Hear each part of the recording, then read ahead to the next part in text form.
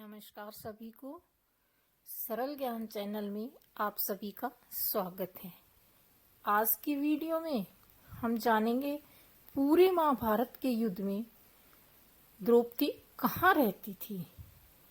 तो वीडियो के अंत तक बने रहें और वीडियो को ध्यान से सुनें। तो बिना देरी किए शुरू करते हैं अपनी महाभारत की कथा।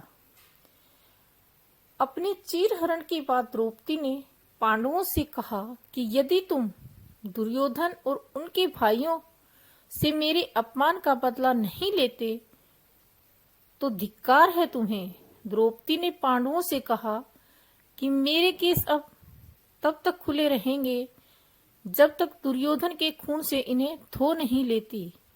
उस समय द्रौपदी ने ऋतु स्नान नहीं किया था। इस घटना से पांडवों को झंझोर दिया, जिसके चलते कुरुक्षेत्र का युद्ध हुआ।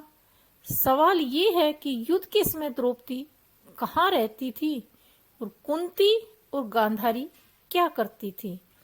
तो जानते हैं वीडियो में आगे।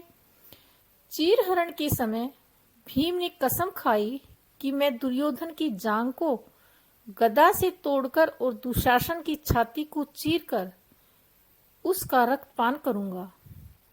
चीरहरण के दौरान कर्ण ने द्रौपदी को बचाने की जगह कहाँ देखी। जो स्त्री 5 पतियों के साथ रह सकती है उसका क्या सम्मान। यह बात द्रौपदी को बहुत ठेस पहुंचा चुकी थी और वह हर समय अर्जुन को कर्ण से युद्ध करने के लिए उकसाती रहती थी। भीम ने ही द्रौपदी को चीरहरण के बाद 100 कौरवों का अंत वचन दिया था और उसी ने 100 कौरवों का वध का वचन पूरा भी किया।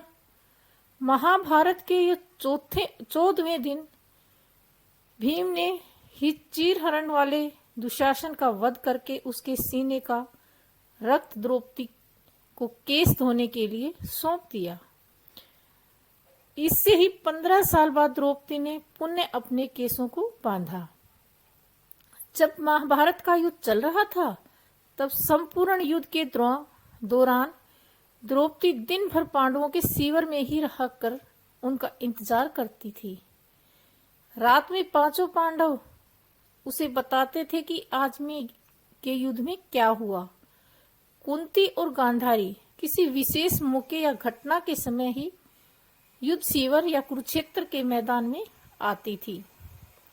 महाभारत में रोज हजारों लाखों योद्धा मारे जाते थे। रोज के युद्ध के अंत में सभी योद्धाओं का दाह संस्कार कर दिया जाता था। युधिष्ठिर ने एक और जहां युद्ध भूमि पर भी वीर गति को प्राप्त योद्धाओं का दाह संस्कार किया, वहीं उन्होंने बाद में दोनों पक्षों के अपने परिजनों का उत्तेष्टित कर्म करने के बाद उनका श्रद्धा दान अर्पण आदि कर्म किया। युद्ध के बाद दुर्योधन कहीं जाकर छुप गया, लेकिन पांडवों ने उसे खोज लिया। तब भीम और दुर्योधन का गदा युद्ध हुआ। इस युद्ध को देखने के लिए बलराम भी उपस्थित थे। भीम कई प्रकार के प्रयत्न करने पर भी दुर्योधन का वध नहीं कर पा रहे थे, क्योंकि दुर्योधन का शरीर वज्र के समान कठोर था। ऐसे समय में कृष्ण ने अपनी जांघ को ठोककर भीम को संकेत दिया कि इसकी जांघ पर गधा मारो, जिसे भीम ने तुरंत समझ लिया। जब भीम ने दुर्योधन की जगह पर प्रहार किया और अंत में उसकी जगह उखाड़कर फेंक दी। बाद में दुर्योधन की मृत्यु हो गई। युद्ध के 15 वर्ष बाद धृतराष्ट्र, गांधारी, संजय और कुंती वन में चले जाते हैं। एक दिन धृतराष्ट्र गंगा में स्नान करने के लिए जाते हैं और उनके जाते ही जंगल में आग लग जाती है। वे सभी धृतराष्ट्र के पास जाते हैं और संजय उनसे कहते हैं कि जंगल से बाहर चल लेना चाहिए, लेकिन धृतराष्ट्र वहां नहीं जाते और वहीं रहते हैं और गांधारी और कुंती भी नहीं जाती। तो संजय ने देखा कि ये नहीं जा रहे, तब संजय अकेले ही उन्हें जंगल में छोड़कर चले जाते हैं। तब तीनों लोग आग में झुलसकर मर जाते हैं। संजय उन्हें छोड़कर हिमालय की ओर चले जाते हैं, जहां वे एक सन्यासी की तरह रहते हैं। 1 साल बाद नारद मुनि युधिष्ठिर को यह दुखद समाचार देते हैं। तब युधिष्ठिर वहां जाकर उनकी आत्मा की शांति के लिए धार्मिक कार्य करते हैं। तो आपने इस वीडियो में जाना कि द्रौपदी पूरे महाभारत युद्ध में कहाँ रहती थी और क्या करती थी। आपको वीडियो कैसी लगी? अगर वीडियो पसंद आए तो लाइक करें, शेयर करें और हमारे चैनल को सब्सक्राइब अवश्य करें। बेल घंटी को प्रेस करें ताकि आने वाली वीडियो के नोटिफिकेशन आपको सबसे पहले मिले। तो आज बस इतना ही।